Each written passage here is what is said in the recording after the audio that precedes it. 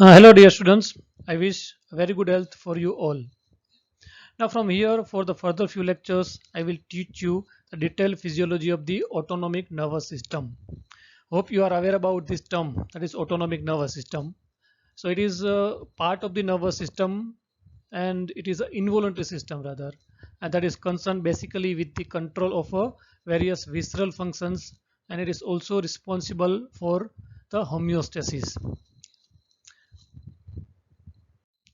Now, as per the name, it is a part of the nervous system, and the nervous system, it is very broad topic, and that is concerned with the control of the various bodily functions. Now, as far the nervous system is concerned, just before going to the autonomic nervous system, we will see the various divisions of the nervous system and where the autonomic nervous system is placed here. Now, the nervous system broadly can be divided into as a central nervous system and the peripheral nervous system. Now the central nervous system, it basically includes the brain and the spinal cords where the most of the centers are present. While the peripheral nervous system, it can be again divided in as a somatic nervous system and the autonomic nervous system. It can be also divided in the another way like a efferent system and the efferent system, okay, where the somatic and the autonomic nervous system are basically a part of the efferent nervous system. And again this autonomic nervous system, that is having a further divisions, the two broad divisions, one is the sympathetic and the parasympathetic, that you are very well aware about that, and third division that is also a part of the autonomic nervous system, that is a enteric nervous system. Now this enteric nervous system, it is mainly localized to the GIT, that is a gastrointestinal tract. So it is concerned mainly with the control of the various gastrointestinal function, and it is present within the GI tract only, not elsewhere. While the sympathetic and the parasympathetic, these are diffusely present in the body. So these are the various divisions. Okay. So just before going to the detail of the autonomic nervous system and other things, just have a look over certain learning objectives. So here are the certain learning objectives. That means at the end of this autonomic nervous system, this topic, after completion of the autonomic nervous system, you must be able to answer certain questions. You should know various important aspects. So first of all, you must know the various points that are differ between the autonomic nervous system and the somatic nervous system. That means the two important divisions of the peripheral nervous system. Then the general organization of the autonomic nervous system at the different level of the neuraxis. Then the importance of autonomic nervous system in the regulation of the body functions, mainly how it maintains the homeostasis and other regulations. Then to differentiate the functional specialization of a sympathetic and the parasympathetic divisions, the two broad divisions of this autonomic nervous system. Then differences in the pre and the post ganglionic fiber, the two types of the fiber that are present in both these divisions, and certain common neurotransmitters that are released by the two divisions and their receptors, and finally in brief about the various autonomic drugs acting through this autonomic nervous system and various autonomic function tests. So these are the important learning objective for this autonomic nervous system.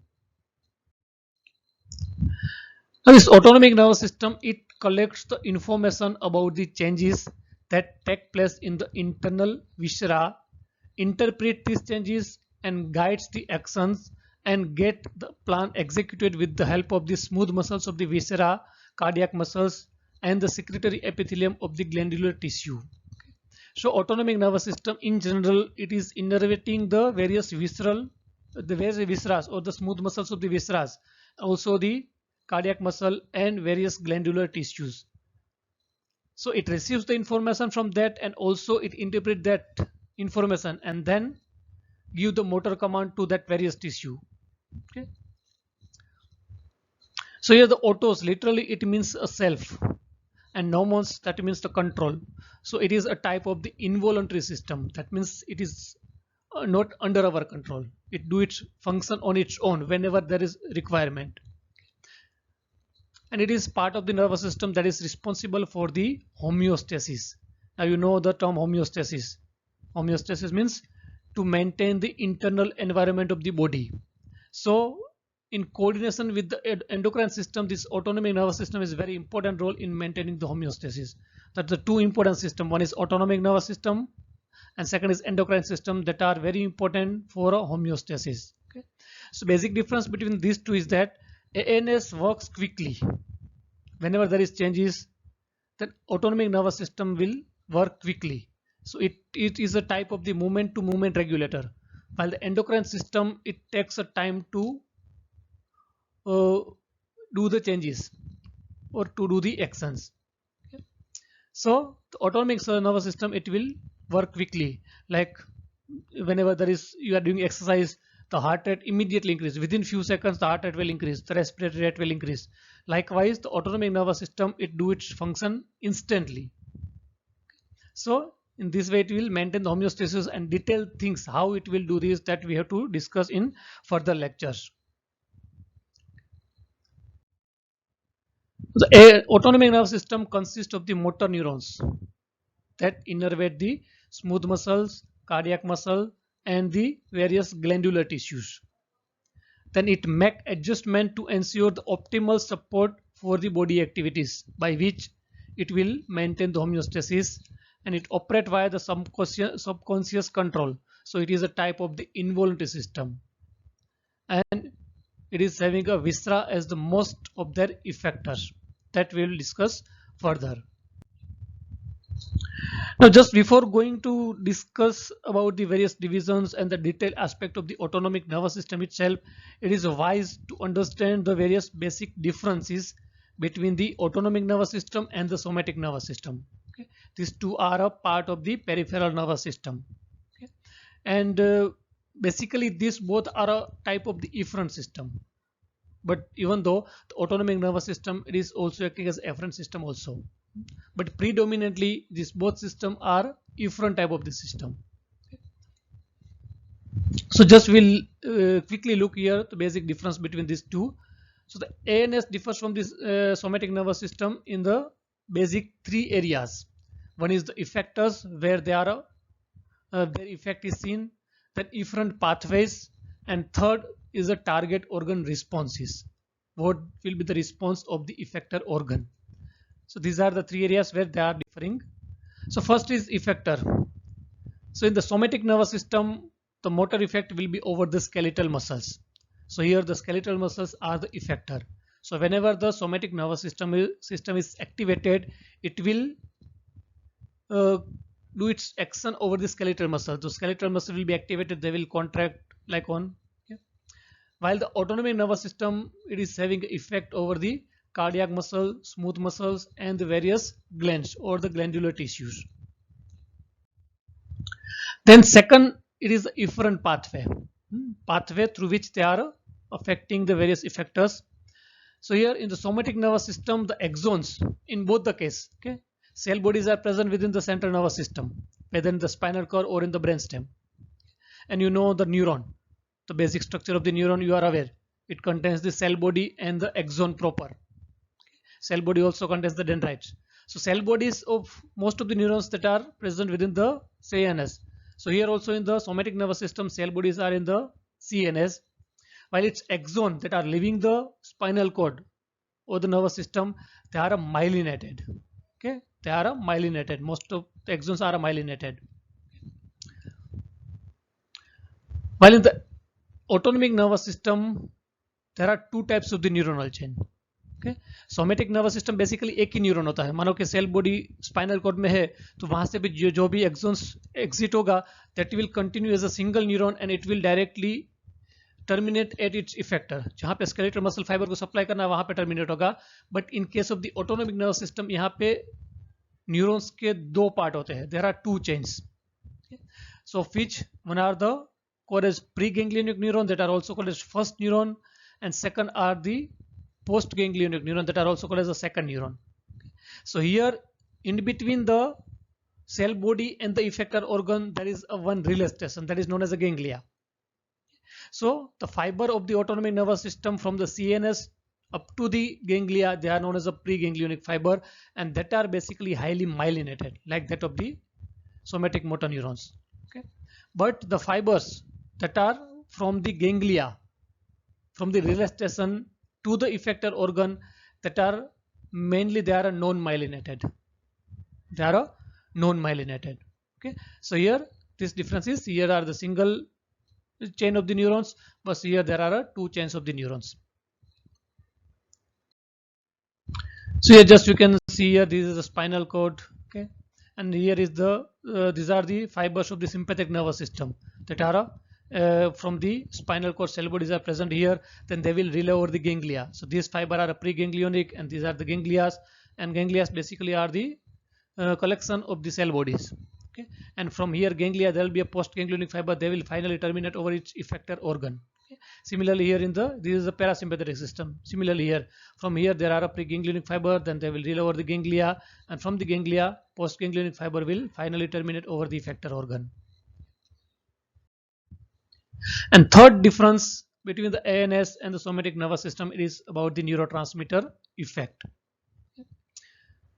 So in both the case, the terminal part of the neuron axon, they will release the neurotransmitter, and that neurotransmitter will do its action over that particular respective organ. So all the somatic motor neurons release acetylcholine as a neurotransmitter. In the nerve muscle physiology you have studied about this. At the neuromuscular junction, the nerve supplying to that muscle, they will release the acetylcholine from its axon terminal.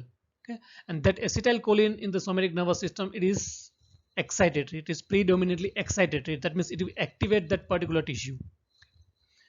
While in the autonomic nervous system, depending on the fiber, depending on the type of the fibers, whether it is sympathetic, parasympathetic, preganglionic, postganglionic, to which organ they are supplying, the neurotransmitter will be released. Okay, so in the ANS, preganglionic fiber, they will release the acetylcholine, or the preganglionic, whether they are sympathetic or parasympathetic, they are releasing the acetylcholine. But the postganglionic fiber, that will depend. Okay, so postganglionic fiber release norepinephrine, or it may be acetylcholine, and the effect, it may be stimulatory or inhibitory.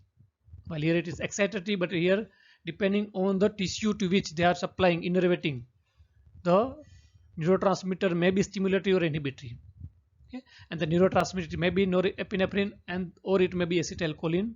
Okay, so which fiber will release this, that we will just see in the next slide.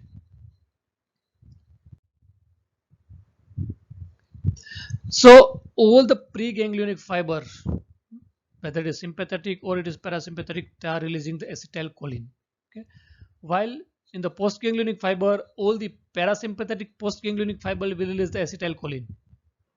All the postganglionic parasympathetic are releasing the acetylcholine, but most of the postganglionic sympathetic, they are releasing norepinephrine.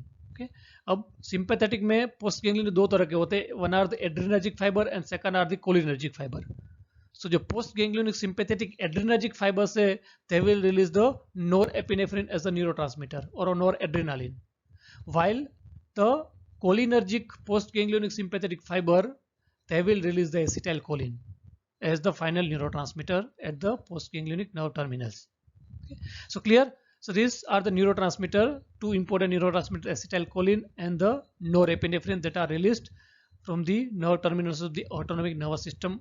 How they will act, where they will release, that we'll discuss in the further lectures. So now this figure showing the brief comparison between this both the systems, somatic nervous system and autonomic. So here the somatic nervous system cell bodies are present in the CNS. In all the case, the cell bodies of the neurons will lie in the CNS, whether in the spinal cord or in the cranial or brain stem. Okay, and then these are the neurons, axons, that are finally terminating over the effector organ. So in the somatic nervous system, effector organ is the skeletal muscle, and here is the nerve terminal, well, where they are releasing the acetylcholine as an excitatory neurotransmitter. Okay. While in the autonomic nervous system, depending on the division, sympathetic or a parasympathetic, sympathetic division may, again in both the case, cell bodies are present within the spinal cord or a brain stem. So here in the sympathetic division, these are the preganglionic fiber, and that are myelinated, and they will release the acetylcholine at the ganglia. and from the ganglion there will be a postganglionic fiber. Cell bodies of postganglionic fiber are present within the ganglion, and these are the postganglionic fiber. They are basically non-myelinated, and they are releasing a norepinephrine here.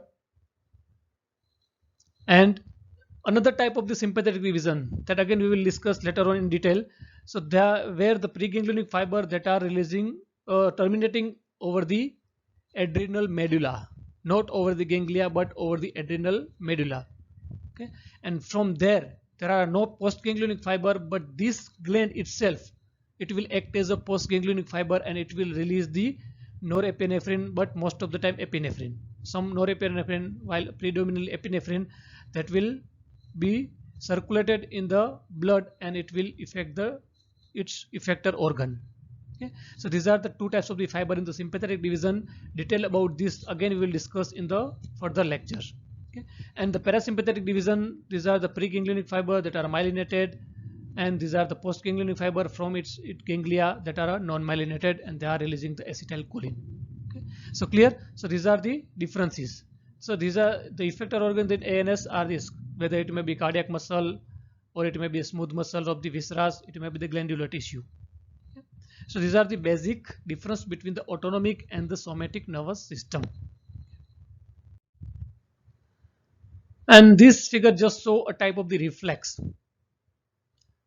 Okay, motor system आप देखोगे in the somatic motor system there is a reflex, one term that is known as reflex. Reflex means it is a type of the motor response to a sensory stimulus. आपने कोई भी stimulus दिया किसी organ को तो उसके against में आपको जो motor response मिलेगा, that is a reflex. Okay. So in the somatic motor reflex you can see if you are stimulating the muscle by stimulating its tendon or a skin above that, then that sensory message will be passed on to the anterior horn of the spinal cord, posterior horn of the spinal cord via the dorsal root ganglion, and from the anterior horn the efferent fiber or a motor fiber will pass on the effect or impulse to the effector organ, that is skeletal muscle, and the muscle will contract. Okay. Similarly here in the autonomic nervous system also there are a reflex that are known as autonomic reflex, where the stimulus, sensory stimulus from the viscera, the stimulus may be in the form of the distension of the viscera or the inflammation or the irritation like that, that will pass on the impulse, sensory impulse or a message to the again posterior horn of the spinal cord through the dorsal root ganglion, and from here the cell bodies of the postganglionic fiber or a efferent fiber of the autonomic nervous system, they will pass on the motor effect or message to the effector organ through the ganglia, through the autonomic ganglia. And then depending on the stimulus, sensory impulse here and the effect, there will be a change in the action of that particular function of that particular organ. Okay. So these are the basic difference between the reflexes of both these. So this is in general about the autonomic nervous system and how it differs from the somatic nervous system. Now in the next lecture we will look into the general organization of the autonomic nervous system. That means organization of the sympathetic system and then the parasympathetic system. Okay. Thank you.